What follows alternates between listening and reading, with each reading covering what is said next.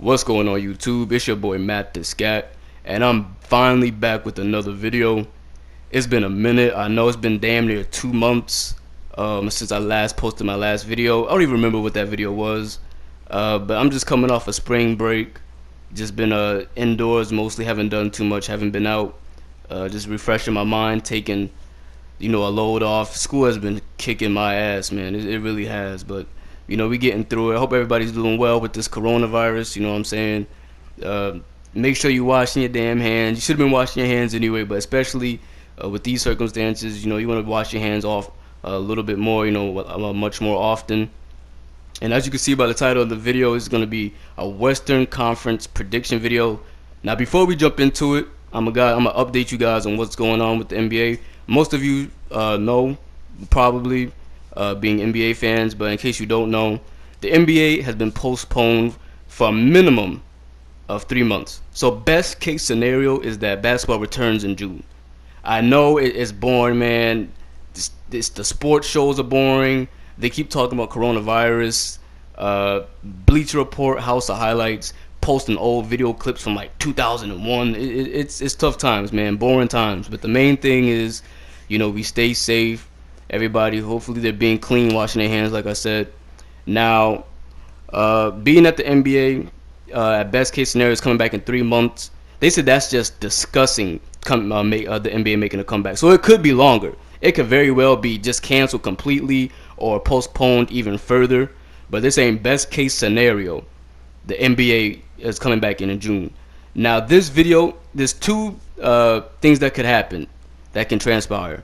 The first thing that I've been hearing is that if the NBA was to return and to continue, that whatever the standing, that we're going to jump right back into the playoffs. So whatever team is currently positioned at, that's where they're going to be at. So, for example, the Portland Trailblazers are the 9th seed.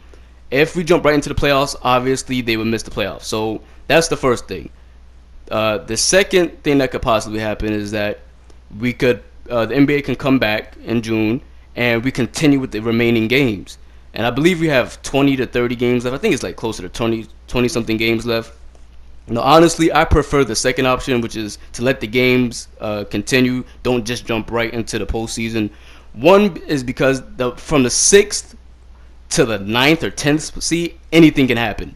It's that tight in the Western Conference. So, to be fair, if we're gonna bring the NBA back, just finish the remaining games. Don't cheat these teams, because from like I said, the 6th seed to the 10th seed, I believe it's the Dallas, the Grizzlies, Pelicans, and Trailblazers. Those are the 4 teams that are fighting for the last pretty much 2 playoff spots for the 7th and 8th seed, from the 7th and 8th seed.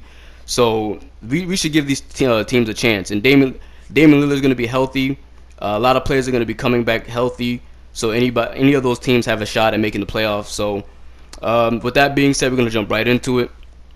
I'm going to post the standings on the screen so you guys can see what the current standings are. And like I said, this video is going to be based off if we just jumped right into the playoffs right now. So the Lakers are 1, Clippers are 2, Denver's at 3, Utah's at 4, OKC's at 5, Rockets are at 6th place right now. You have Dallas at 7, and the Grizzlies are at 8. Now we're going to start with the Lakers and Grizzlies. There's not a lot to talk about here. The Lakers are going to win, and it's either going to be a sweep or they're going to win in 5. I'll give a game to the Grizzlies just out of respect for Ja Morant and Jaren Jackson. They got a nice, young, decent team. They got Jay Crowder. There's going to be a game where the Lakers shots are probably just not falling, and then Ja Morant's probably going to go off for 30. But that's best case scenario. I really do not see the Grizzlies winning a game, maybe one if the Lakers are just off one night. So we're not going to waste too much time with that. Next is going to be a very interesting matchup. OKC versus Utah. Now, this is going to either go 6 or 7 games. I have Utah winning in 6. And here's why. Besides home court advantage, which I believe is going to play is going to be an important factor in the series, OKC is just lacking depth, and they're really lacking perimeter shooting. I believe the OKC is ranked 18th in 3-point percentage and 3-point percentage 3-pointers made. In the playoffs, when the game slows down and you're in a half court offense, you're in a half court set primarily, you're gonna need perimeter. You're gonna need players to hit perimeter shots. And Utah is the complete opposite. All they have is perimeter shooters. They have Bogdanovich, Joe Ingles, Mike Conley, Donovan Mitchell. All these players can shoot the three. I believe Utah's ranked second in 3-point percentage. So those two factors are going to a huge advantage for Utah. The centers, the matchup, you got Steven, not Steve, I was about to say Stephen A. Smith, Steven Adams going up against Rudy Gobert. They pretty much cancel each other out. First of all, we got to give Chris Paul some love, man. I personally did not believe. I think most NBA fans did not expect OKC to be in the seeding that they are at the 5 seed. I honestly thought OKC would be like 7th or 8th seed, or even possibly missing the playoffs. I did not think they would be a top 5 seed, and that we just got to show CP some love. Some people, counted him out. He deserved to be an All-Star this year. So much love to CP3. But next, I have Denver versus the Rockets. This is a pretty interesting series, but I believe Denver would win in 6. I believe the Rockets would have had a better chance beating Denver if they had Clint Capella. I understand why they got rid of Clint Capella based off the logic that they wanted more room for Russell Westbrook to operate and to get into the paint, because Russell Westbrook doesn't have a damn jump shot. Y'all always tell me that I get on Russell Westbrook too much, for my top 10 point guards. I mean, it's the truth. It really is the truth. His lack of perimeter shooting is really a liability in the playoffs. But I'm not going to get too much in that. But I understand why they got rid of Capella. But I believe ultimately in the West that was a bad idea, because there's too many dominant centers with Anthony Davis, even Dwight Howard, Steven Adams, Jokic. There's too many dominant centers for the Rockets to get away with putting a 6'6" small forward on Jokic, who's a beast, who averages like 20-something points per game. He's a monster. He's probably the best passing center in the game of basketball currently.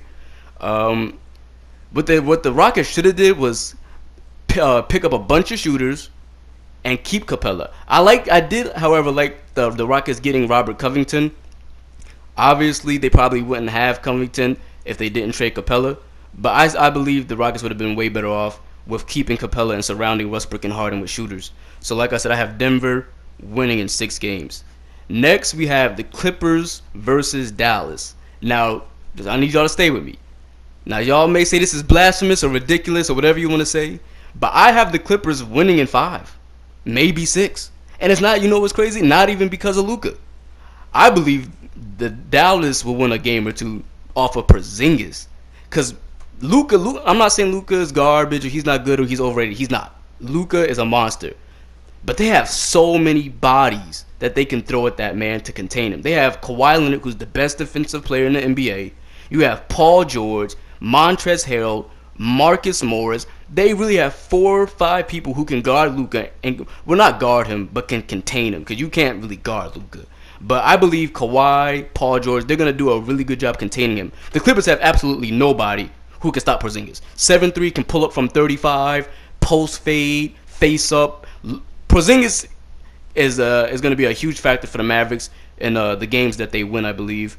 Like I said, the only weakness the Clippers really have is their center position. That's it. And their center's not even decent. I mean, not even awful. He's okay. I believe it's Zubac. I believe that's how you say his name. So like I said, I have the Clippers winning that series in 5 or 6. Now, no disrespect to the Mavericks fans, but I have the Clippers winning in 5, maybe 6. So then what we have is Lakers versus Utah. And I have the Lakers winning in 5. And the reason being is because Utah, they're a very great 3-point shooting team, like I said. However, their wing players no one on their team could guard LeBron. For that matter, Anthony Davis. I know you could put Rudy Gobert on Anthony Davis, but I think Anthony Davis would cook Rudy Gobert if he just took him out to the perimeter. But even if you're saying Anthony Davis will be limited, they have no wing players who can stop LeBron James. The Utah had Jay Crowder last year. They lost him. So now they just have Joe Ingles and Bogdanovich, and neither one is stopping LeBron. LeBron's going to average like 35 in that series. I'll give Utah a game or two based off that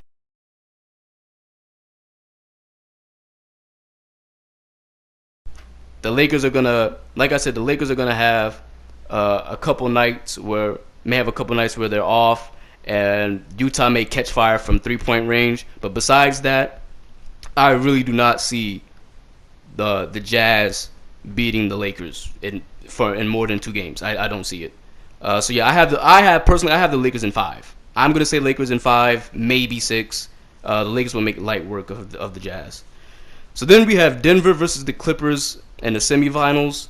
This is an interesting matchup because the Denver, they're a great perimeter shooting team. Their strength is the Clippers' greatest weakness, which is the center position. However, I still have the Clippers winning in 6. I think it would be a decent series. The Clippers are just too loaded, man. They really are. They're too loaded.